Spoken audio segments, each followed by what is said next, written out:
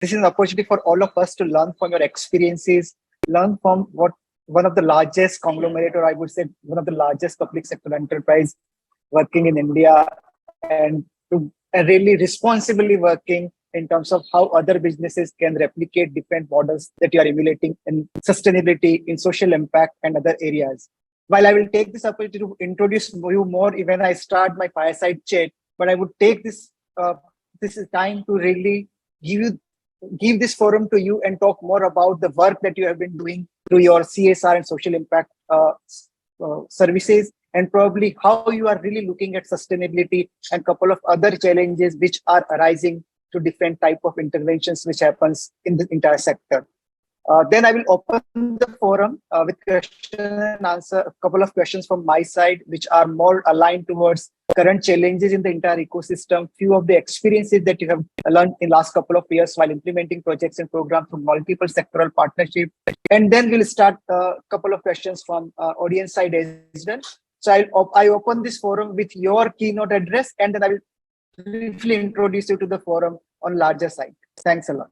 So, shall I begin? Yes, sir. You begin, and then probably why I'm not introducing you right now is intentional, because when I start the fireside chat, probably I would like to connect your introduction with my questions and answers. Okay. Thank you. Yes, sir. You may continue, sir. Thank you, Bhomik. Thank you for your opening remarks. Good morning, everyone. First of all, I would like to thank AIMA for inviting me to talk about what PSUs are doing. PSUs are integral part of Indian economy. When the PSUs conceived late 60s, 70s, the idea was to have a company which is first the employee generation, and the areas where other sectors, other companies are not venturing, PSU will go. And nation building was the concept, where nation building were in terms of defense production, in terms of coal production, in terms of energy security in oil, fossil fuels. So that was the concept for that PSUs was conceived. And some of the, companies who were MNCs or departmental government departments were, nationalized. And that's what, if you talk about Coal India is all, the private coal mines operating out of Raniganj coalfield, Jharia coalfield, the NCDCs all were merged together, and 1st November 1975, Coal India was, came into existence. If you talk about PSUs has a great role in Indian, as whopping 30% contribution to GDP. All PSUs are, doing. And that's a great contribution in terms of, if you talk about Indian contribution. I have a small 15-20 minutes presentation, and I'd like you to take you through the presentation. Okay, so while Dr. Ranjan sir is uploading his presentation, I will probably then use the time to introduce sir briefly to the audience, so that you optimally use the time. So let me, I have parked this thing before my fireside chat just to connect his profile with my questions. But now I'm probably using this time to just introduce Dr. Ranjan. So Dr. Ranjan has almost 26 years of experience in talent acquisition, in program and profile management, working in transitioning roles and leadership at different PSUs, and even in couple of mergers and acquisition facilitation. Before joining Coal India, Dr. Ranjan was holding the position of Corporate Vice President and Head HR of Navy Power Limited, a Dainik Bhaskar Group company. Dr. Ranjan has extensive exposure of working in both public and private sector organizations, including a couple of Navratna PSUs. He has largely been involved in talent acquisition, talent management, performance management, employer branding, compensation management, enterprise resource planning, and couple of other business solutions. He is an impactful leader with ability to develop and lead efficient and highly productive workforce. He is known for his excellent stakeholder management skills and empathy with high level of service delivery and execution with high integrity. Dr. Ranjan is an alumni of prestigious NC Business School and passed out from different other large and high-profile business schools with couple of management level programs. He has PG diploma in personal management and industry relations, Dr. Ranjan has the distinction of speaking at different HR forums and most of the leading B-school campuses across India. He is a life member of National HRD Network Mumbai chapter. He has been recognized at various forums for his remarkable contributions, like Asia's Best Employer Branding Award for his stint at DB Power, CHRO of the Year and Pride of HR Professional PSU category. He is presently the Vice President of All India Public Sector Sports Promotion Board. He has been ranked among India's 100 Great People's Manager in 2021 by Forbes India. And that's why I was parking my entire introduction for next level fireside chat, that I wanted to connect with my questions. But anyways, thanks a lot, sir, for joining us. And I pass this stage to you. Thank you, Bhomik. Thank you for the introduction. I think now my presentation is visible to everyone. Yes, sir. Yes. Let's get going. Let's get going. I'll talk about CSR overview in terms of Coal India's perspective. What is CIL? Give you some glance about CIL. And then we have been following business responsibility at CIL, though top 100 listing companies business responsibility report is mandatory from next financial year. But we have been publishing suo moto, voluntary basis. This year also, it will be live in our website after board approval, which will happen on 10th. And what are the principles we are following in business responsibility? We talk about sustainable development policy, what kind of a policy we are adopting at CIL. And last but not the least, about CSR and what is the way forward in ESG, what Coal India is thinking about. So, you're thinking, what is CSR? CSR is a kritya or kartavya. Some people think, no, it's a kritya. It's a commitment to business. We have to integrate social and environmental concern in our business operation. And I'm happy to tell everyone that Coal India has been in forefront. Before it is mandatory by 2013 Company Act. We had, allocated fund in terms of periphery development and community development, where we are parking some fund because Coal India has been working at the geography which is remote and where community is interwoven in our business operation, and we work. The coal industries are such industries that it is working in the community ecosystem where all communities lives, in and around the colliery. That's what our corporate social responsibility policies are there, where we look beyond financial return in terms of CSR. It is our kartavya. More than we say, come take the CSR benefit from us, rather we go to the community and say, we want to give you, So that kind of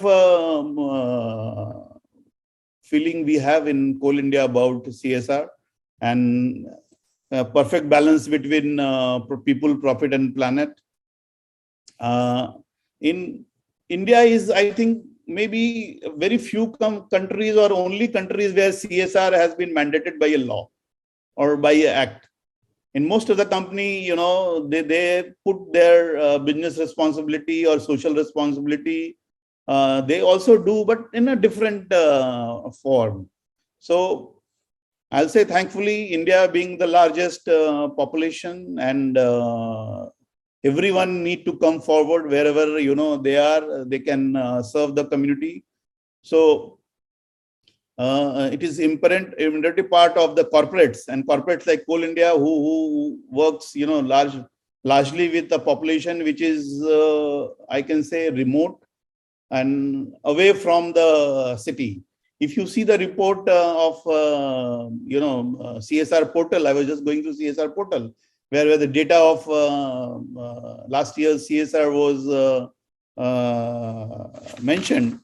Say the Maharashtra being the most developed state in India, and they have been getting the most CSR support in terms of. And we working in Odisha, we are working in Jharkhand, we are working in West Bengal. Most of the our operations are in this kind of state.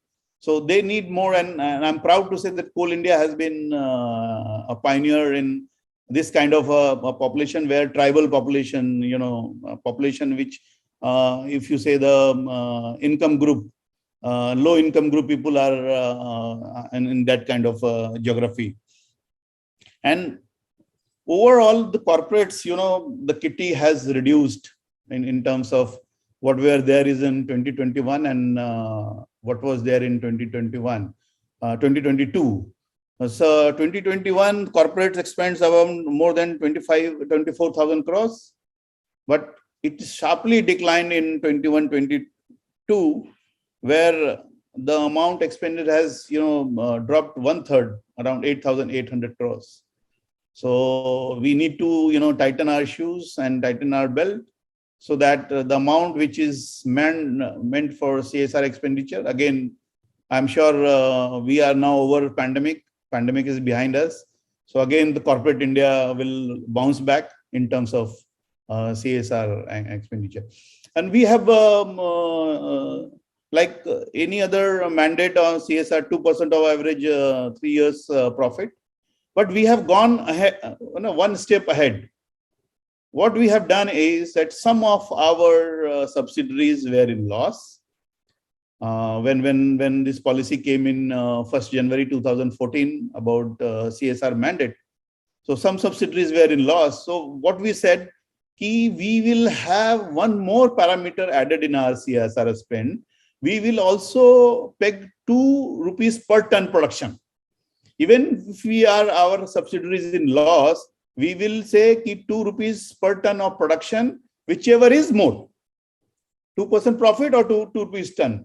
In most of the cases, since profit were not there in that subsidiary, so apart from, even though profit was not there, but we had a fund to expend, as per mandatory. So Coal India has gone beyond our own volition and made one more provision in CSR budgeting.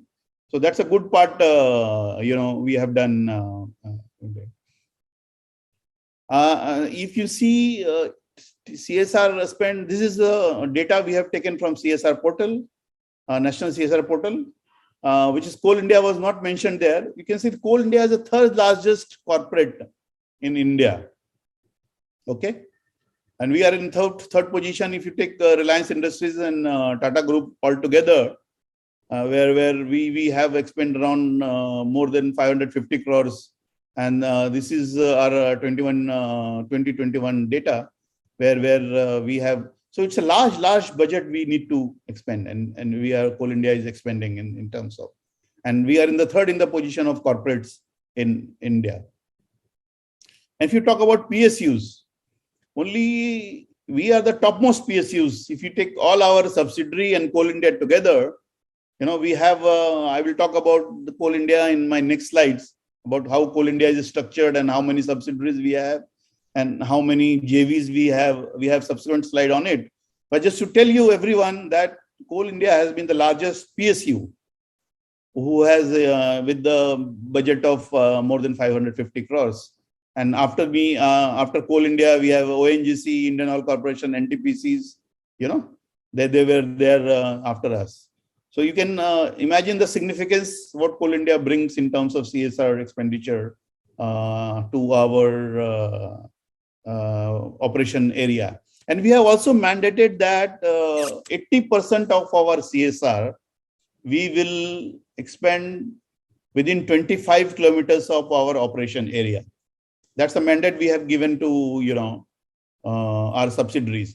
Like, for example, our subsidiary is Central Coalfield Limited, CCL, which is headquartered at Ranchi. So CCL will expend 80% of their budget into 25 kilometers within mining areas and 20% within the state. So 20% remaining they can do in, within the state of Jharkhand. So that's a policy we have created for CIL. As we said, 2 rupees of average net profit and 2 rupees ton per ton of coal production of immediately preceding year. This is the additional provision we have created. The reason I have given why we have created the additional provision of 2 rupees per ton. And if you say for headquarter, CLHQ, Again, same thing, 2 rupees average net profit of CIL. CIL overall is profitable company from last year, 3 years. So our contribution in terms of 2% of average net profit always comes ahead, excess of 2 rupees per ton. So that's the budget we take. Last year in 21-22, Coal India produces a record production of 622.23 million tons, jump of over around 5% over previous year. So that will be there in and any like policy, any unspent amount is carried forward in the next financial year. Okay.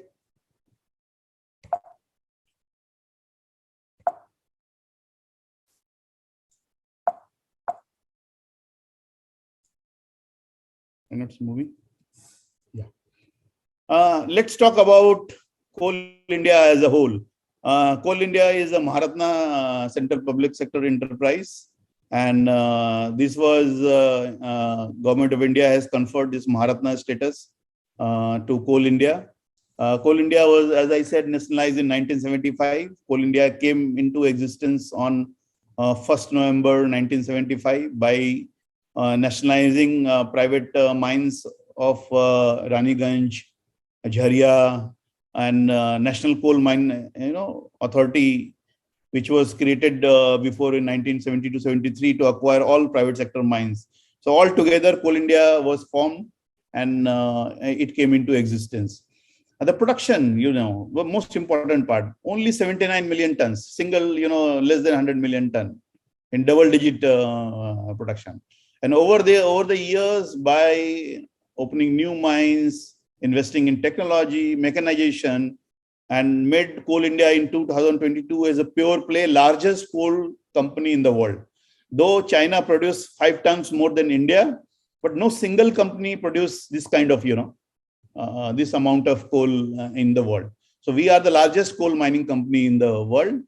As I said, our production was 622.23 million tons in 21-22. And the dispatch, the offtake, the dispatch to power plants was close to 662 million tons. It was a record production and record dispatch happened. And again, I said right from the beginning when Coal India came into existence, there was a high focus on environmental and health and safety initiatives. Manpower productivity, which was very low because all manual mining used to happen in late 70s, 80s, 90s.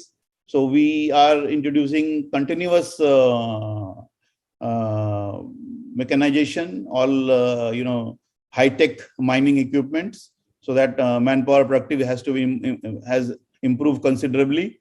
As I said, mechanization, and some mines which has reserves were exhausted, and it was safety condition was not conducive to do mining. We have closed also. Significant investment on evacuation, because production is easy, evacuation is difficult. And sometimes the coal produced in central India goes to North India. So we need to have a rapid loading system, silos loading, coal handling plants.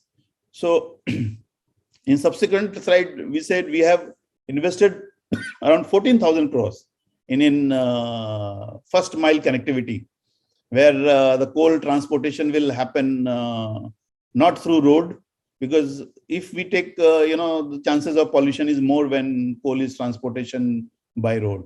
So it will be all automated, all system driven dispatch will happen. Okay. Also, we are working on our ESG compliance. As I said, we have been publishing a business responsibility report from last year. This year, we will also be publishing. And 55% of the energy, commercial energy is through coal. So last 2 years, you must be seeing Coal India was in news in terms of handling the coal crisis. The demand power demand certainly increased after COVID. And Coal India has also rose to the occasion. and enhance their dispatch, enhance their production in order to meet the energy security of the nation. A very experienced management team. And also we are aiming to be net zero by 24-25, where we will do, kind of renewables in terms of the amount carbon footprint we emit from use of diesel and our other, huge HEMM, we say, huge earth moving machineries, which consumes diesel as of now. So we are saying whatever carbon footprint we will do in through plantation and use of renewable energy. A vision and mission, we has to global player in primary energy sector. We are committed for energy security of the country and sustainable practice in mind to market. And we are a global player, and we are committed for providing energy security. As of now, I said in an energy mix of India, coal has 55%, a significant amount of dependency on coal for electricity in India. And in my view, that will continue for at least for 2030, where other sources will, may come into play.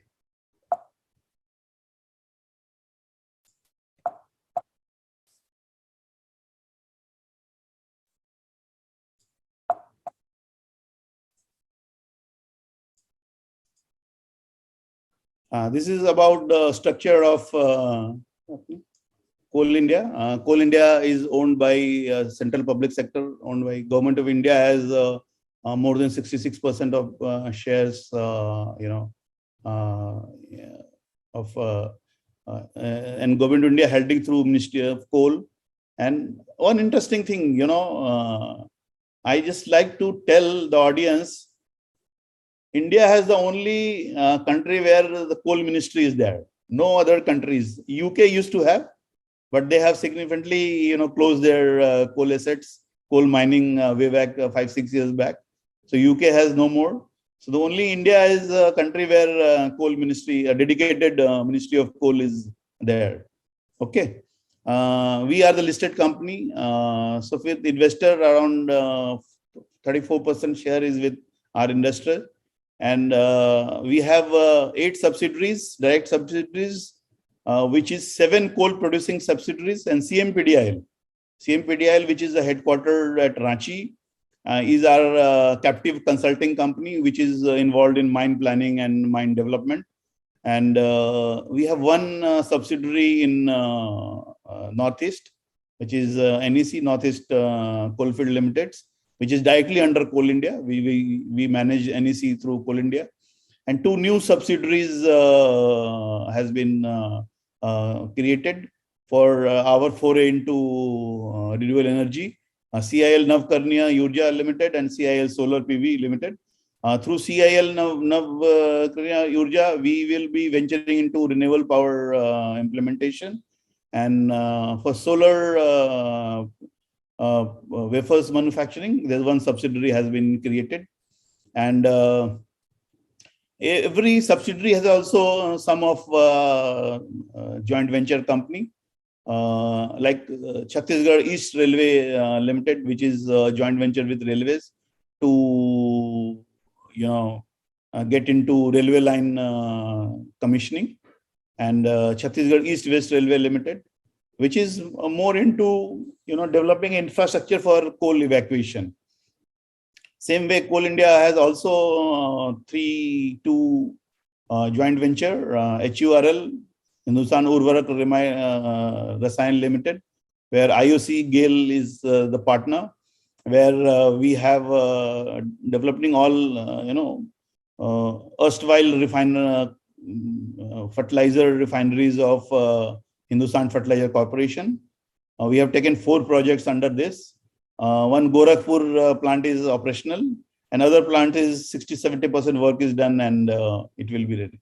And one more subsidiary is Tarjal Fertilizer, which is done through our Mahanadi coalfield, which is also will be starting operation very soon. CIL NTPC Urja, it's a joint venture with NTPC. And Coal Lignite Urja Vikas Limited, the one more JV. So all details are given here in this slide. So this is about Coal India and Coal India's operations, how Coal India is structured in terms of holding company, Coal India holding company, and all 8 subsidiaries company.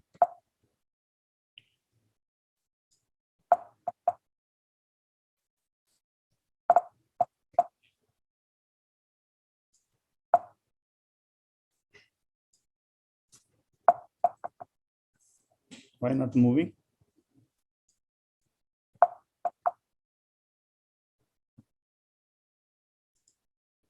Okay. This is about our CSR expenditure. We have been aligned with the national priority of health and 60% of the money you have to expend on the thematic area, which is health and sanitation for last year.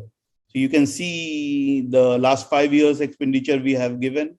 The top of the highest is about healthcare, nutrition and sanitation, which was a theme in 18-19, 19-20, 20-21 and 21-22.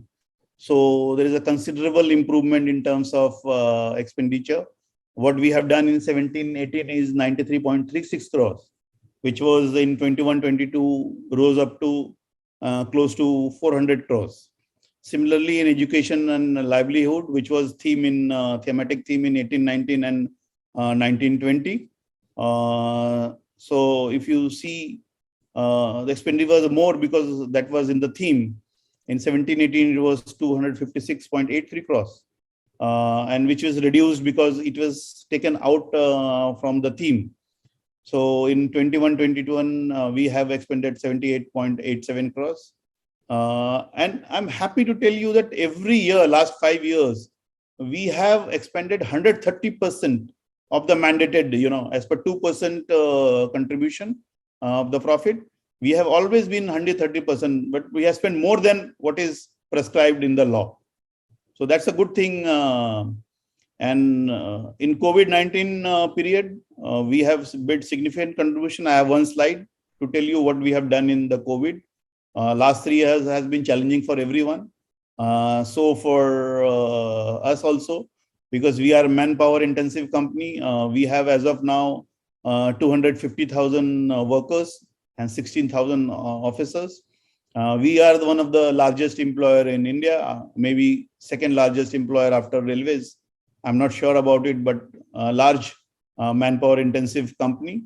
So our challenge was more difficult and more critical in comparison to other companies. Okay.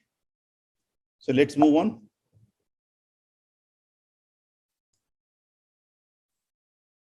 This is about what we have done in mitigating COVID. In last 2 years, if you say the amount, 730 crores we have spent in COVID-19 relief in 1920 and 2022. We have contributed to PM Care Fund 221 crores rupees.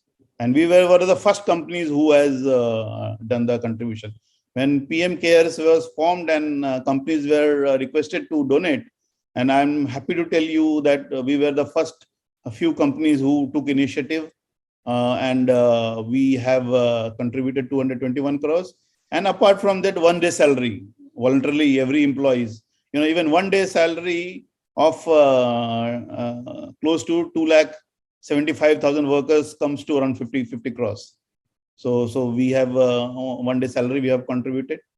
In addition, we have given 90 crores to all the disaster management authorities in West Bengal, Maharashtra, Chhattisgarh, Madhya Pradesh, and Jharkhand. Over 90 crores was given to them, district authorities. We are happy when in the second wave, when oxygen was a critical, requirement. So we have given through CSR 31 medical oxygen plants in under mission Pran Vayu. And we were very pioneer in vaccination also. So as in April 22, over 11 lakh 26,000 vaccination we have doses we have given to our people. And this is not only our employees. This is all employees, their dependent, and even contract workers. And some areas we have also facilitated that, we were the CVC, vaccination center, designated vaccination center, our hospitals. So we have taken care of the community also, because the doses used to come from the government, and all people who are registered in the COVID app, they used to come to our hospital for vaccination. Because initially vaccination was a very, very, critical component when the first dose was announced in somewhere in last year, June, July. So CIL rose to the occasion and volunteered, and their hospitals and their nurses and doctors were primary in vaccination drive. We have also created in distribution of cooked foods. When then Shramik train, the Shramik were going back to Shramik special trains, and that time railways were not able to cater them in terms of food and water. So whatever our operational area in terms of Nagpur, in terms of Asansol, in Ranchi, wherever the train stops, we have given them food and water. That gesture was very, very kindly appreciated by all the Shramik special trains. Dr. Vinay, if I may come in here, because I want to correlate this slide with one of the questions that I have. And Okay. In the interest of the audience queries and probably the interest of time, I would probably like to pose one question here. Yeah. Given that in last 2 years, the priority has definitely been about COVID response, looking at the scenario all of us have faced. Now, because things are shifting towards other side, and we all know that it's probably become part of life, COVID, right? So how do you see next 2 year, 3 years trajectory for Coal India to prioritize on CSR projects? What are those 2-3 key thematic areas where you're probably looking at, depending on national priorities and local requirement that you see at different plant locations or mining areas? Which are those 2-3 priority areas where probably Coal India is looking at investing more on CSR side? Bhomik, very nice, good question about. See, we are in perfect sync with national priorities and the local requirement. And a good part of that, there is a sync. Because if you see our operating area, mostly remote areas where health has not reached government health, health has three kind of a delivery system: primary healthcare, secondary healthcare, and tertiary. Primary healthcare is of generally rural area is your primary health center, and secondary healthcare delivery system is your Mufassil town headquarters, district headquarters, where you have a lot many dispensaries and lot many hospitals, small hospitals, and tertiary where you have a specialized hospital, especially hospitals in bigger cities. So we are primarily on the primary part. So we have done many things in terms of enhancing primary healthcare delivery system. In Jharkhand, for example, if you give, we have been upgraded the building. It was all in dilapidated condition, bad condition. So we have given significant amount to restore that primary healthcare center. And Anganwadi, which is very, very critical for a pregnant woman, they give counseling and nutrition support to all those area. So we have significantly contributed Anganwadi. So though last 2 years has been a greater where in our own hospitals, as well as we have supported the government in terms of creating infrastructure. In Orissa, we have created huge hospitals, 700-bed hospitals during COVID, and it has very quickly come up. So health will be naturally, it is being in the thematic condition, and it is a requirement also in our command area. So health primarily will be the primary focus. And second, we have taken is like India as demographic dividend. But demographic dividend, when we say it's a double-edged sword, if you're not give, with large population of working people, employable people, if you're not able to skill them, you're not give them jobs, it may be, not good for the country. So we have taken a target of skilling 10,000 youths on emergent technologies, mobile technologies, which is artificial intelligence-based technologies, plastic, coming in a big way, plastic engineering. So that kind of a thing, not, traditional, like, people used to give training on a sewing machine and all those. That has gone. That is also good. You have to do. But you need to cater in terms of what are the need, what kind of skills is required in the industry, and then accordingly you need to program. So health is one, skilling is one, and in terms of education, we have large plans, so that we run our own schools, all big brand like DPS, Central School. They are there in our periphery area. And one more important part I have taken in terms of rural development. We give skilling and we stop migration. If you see the migration trend, people migrate from Eastern India more to Southern India and Northern India and Western India.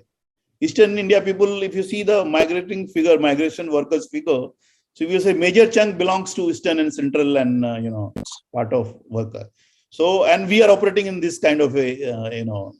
So I want them to skill them and even give them a seed funding to start their own. Even for example, if I teach a person a puncture repair, and we give him 10,000 rupees of seed funding, you go buy tools, initial investment, and you can open up entire puncture. I'm just giving one example. Yeah. So that he so I have doesn't one follow-up migrate. question, sir. Sorry to intervene. I have one follow-up question on this. So an organization which commands almost 500 crore CSR fund every year. It's almost 2% of entire CSR pie of India when you look at 25,000 crore. So definitely there must be lot many pressure groups. The position there at which you are sitting, you must be getting a lot of, because it's always demand and supply situation when you talk about CSR fund. So you must be dealing with lot many pressure groups, lot many type of requirements coming to your desk. So how do you really look at it, and how do you really balance between responding to local requirement, responding to national priorities, and also responding to natural resource and so climate change related projects and programs? Because ultimately your business is all about natural resources. So how do you really balance between all of these things? It's very personal, but probably the audience will really like to understand and how you really respond to this kind of situation. Look, Bhomik, you have raised a very pertinent question. And sitting at the position, I'm declaring that I will be a little diplomatic in giving you the answer. See, we really get many pressure, and our externalities in terms of stakeholders is pretty large, because we operate in an environment where many stakeholders, everybody is, the communities is stakeholders, right from the government to local self-government, panchayat, you name it, they are our stakeholders. Schedule 7 of the Companies Act is our Bible. Okay. The 8 thematic areas which is given in the Schedule 7, we go by that, because if your whatever request comes, pressure comes, if it comes into, in our Schedule 7, and it is complying our policy of 25%, 80% of amount has to be 25 kilometer within 25 kilometer and 20% within states. And Coal India can do in entire India. Coal India being, holding company, Coal India has no restriction of, doing CSR within 25 kilometers, because we had headquartered at Kolkata. So Coal India can take CSR work in, and we have been doing when this Uttarakhand disaster happened. We were there to support Uttarakhand. Recently, Assam flood happened. We were there to, continuously 8 days we have given cooked food and health support in Assam. So that's kind of a we take, but we really has to balance. And our fundamental guideline is, as I said, Schedule 7. If it comes into that thematic areas and it comes into, we will happy to, help. So that's the answer to your question. Thanks a lot for this, sir. One other, probably this will last. I'm not sure, Minister, how much time we are left with. Probably then accordingly, I'll try to align. And if there is any question from the We audience side, we can honestly take do the not question. have too much of time, but I think quick So last I two, will three stop my questions. presentation. I'll Yeah. stop my presentation. Let anyone who was a Yeah. question, Yeah. Bhomik can take Moderate that this. question. I'll be happy to answer.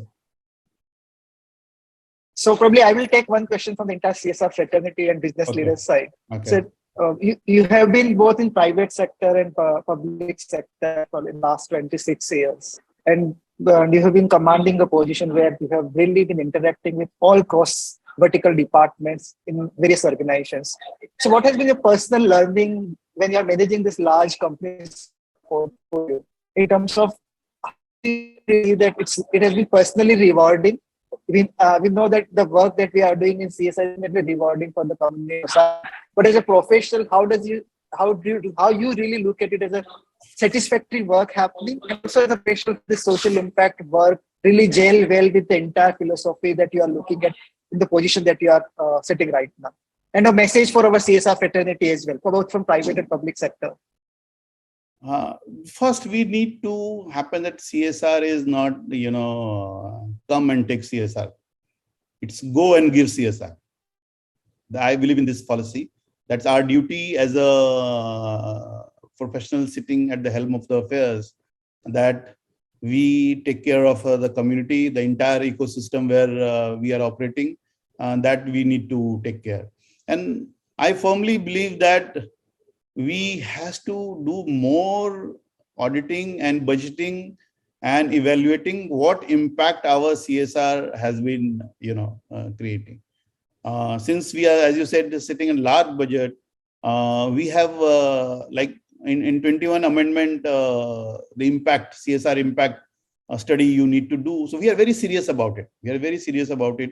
Whatever we have expended in terms of our CSR budget, we need to see how it is short-term, long-term, and mid-term, impact it is creating, and take the community in confidence. We are, as I said, we are working within the community. Community is part of our business operation. We can't live without community, because land is only, raw material for us. We do not have another. Land is only raw material, and land comes from our community people. And if you not sync with them, so my experience in Coal India last 2-3 years, very, very serious about our budget expansion and the area we are working. And last 3 years, we have whatever budget we have committed, we have, expended even more than the budget. And we have taken areas where a large infrastructure, our Bal Thalassemia project, which is we are giving to underprivileged children, those who have income of less than 8 lakhs, we give them 10 lakhs of assistance for bone marrow transplantation. And I'm happy to tell all the people here that we have done more than 250 such kind of bone marrow transfusion here. And that's a very, very hit project. And we have been given, lot many significance and recognition by the government. We run this with the Ministry of Health, Bal Thalassemia project. So with my professional experience, you need to go and give the CSR rather than people comes to you. That's my mantra. Great. Thanks a lot for this all conversation and raising all the pertinent points about how businesses need to respond to community requirement and really align with the national priorities as well as local priorities when you are in a business like natural resources. I will conclude this entire session with 2-3 takeaways. I think a couple of questions there in chat. If you allow 1 minute, I can answer. Yeah. Yes, sir. There's one clarification asked by Mr. P.K. Sahu. Whether total spend is CIL? No, CIL has not. I'm 530 plus crores is entire Coal India. It is CIL including the subsidiaries, because subsidiaries have their own budget. So total spend and in terms of CIL and subsidiaries. That's the clarification. Net zero. One question about net zero. We have been working very hard for 3 gigawatt of renewable energy by 24-25. And around we have 1,400 hectares of plantation, which will mitigate our carbon emission, so that we are working in net zero. One question is 2% highly appreciated. How spending 2% has transformed 90 business the way in terms of mandatory 2% has given lot many headway, because as I said, we work directly within the community, and land is the raw material for us. So spending 2% has helped us in getting along with the community people and expanding our business. In the new normal world, post-pandemic, what will be your CIC priority area of work? I answered. You responded. Yeah, Yes, you responded. Thank you. Yes. This was the question. Yeah. Thank you, Bhomik. Thanks. Over to you. Thanks a lot, sir. Yeah, I have 3 concluding remarks and takeaways from this entire session. So one, definitely go beyond the compliance, and we have seen many companies. I think there are more than 20-25% of the large companies which have gone beyond compliance in last 2 years of CSR funding. So this is definitely a takeaway from most of the large company segment. Secondly, second takeaway is that we really look at prioritizing national priorities, but along with that, we really need to take care of local community. So we have to have a balanced approach about CSR planning and expenditure. Third one is about balancing the entire CSR portfolio, looking at how the business in which you operate and challenges that you are facing, probably how do you respond to them? And secondly, how do you take care of the community? Because you cannot discount of community's requirement at any point in time. One point is about very pertinent, that how do you really look at your business value chain, and how do you engage with all other partners in the value chain to create social impact? One last point is all about creating a collaborative ecosystem at the local level, regional level, and the national level, and working in sync with government priorities as well, so that you can leverage the government support system. So thanks a lot, Dr. Vinay, for all this conversation and all the good pointers that you have mentioned, and wish you all the best. Thanks a lot. Thank you. Thank you very much, Bhomik. Thank you.